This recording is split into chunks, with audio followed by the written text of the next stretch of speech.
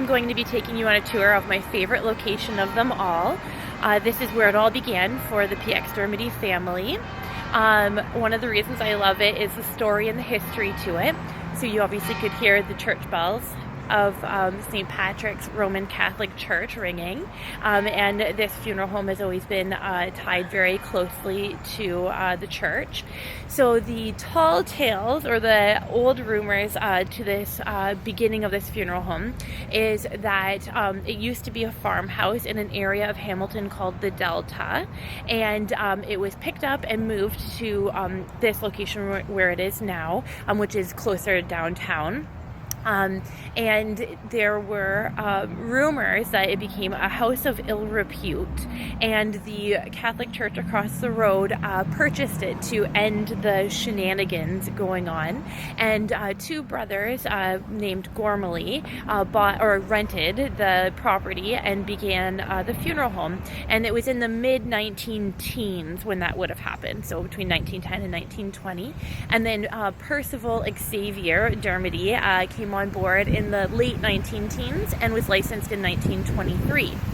So there's a long story to the beginning here, but I think it's very interesting, and I'll take you now around and show you a bit about it. I thought I'd begin by showing a bit about the neighborhood. This is the heart of downtown Hamilton, and it can be incredibly vibrant at times. This is where the Roman Catholic Church is that I was talking about, St. Pat's, and it was a school here, but they've now moved to a more modern facility. It's actually quite quiet here at the moment. This can become quite a chaotic little spot. And we're just tucked away behind a building there. And it's this little building here.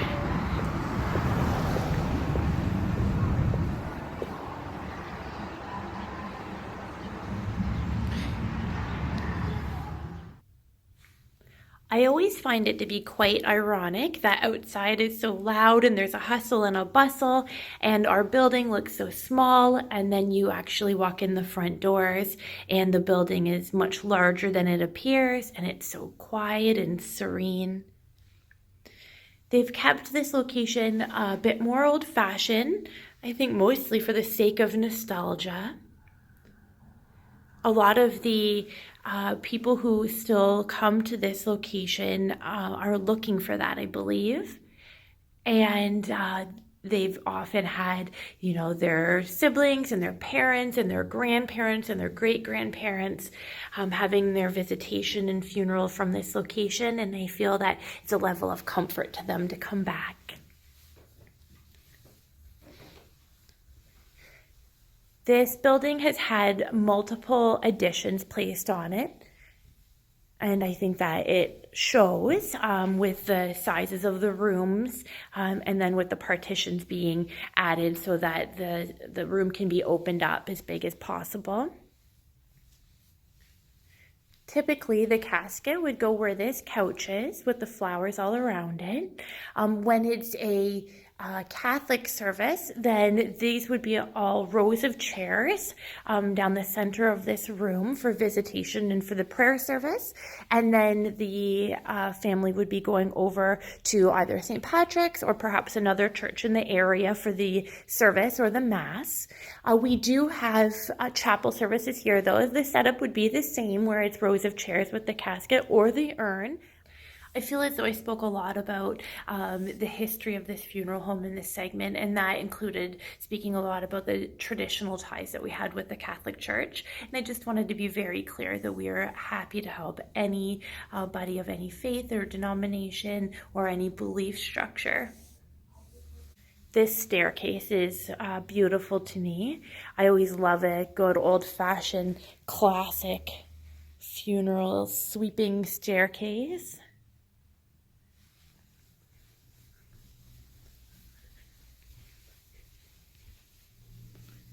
I'm going to take you into the preparation room, or essentially, again, the morgue area.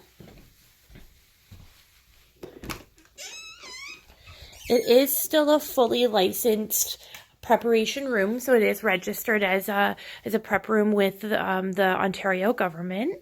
That's why our embalming chemicals here are not old-fashioned, but they are the newest product that is available to us. And this is the embalming table and the sink.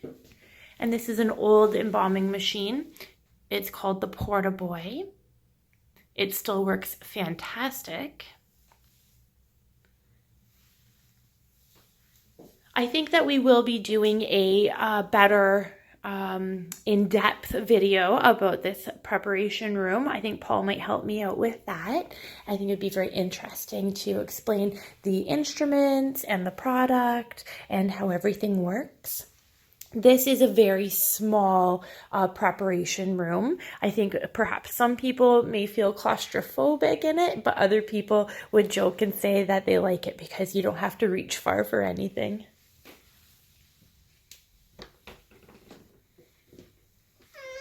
As we move out from the preparation room, we have the garage out back, and this is where we keep the 2 coaches that are used for all 3 of our funeral homes. They're all tucked in, clean. I think they're things of beauty. And as you've seen in old videos, Larry does too.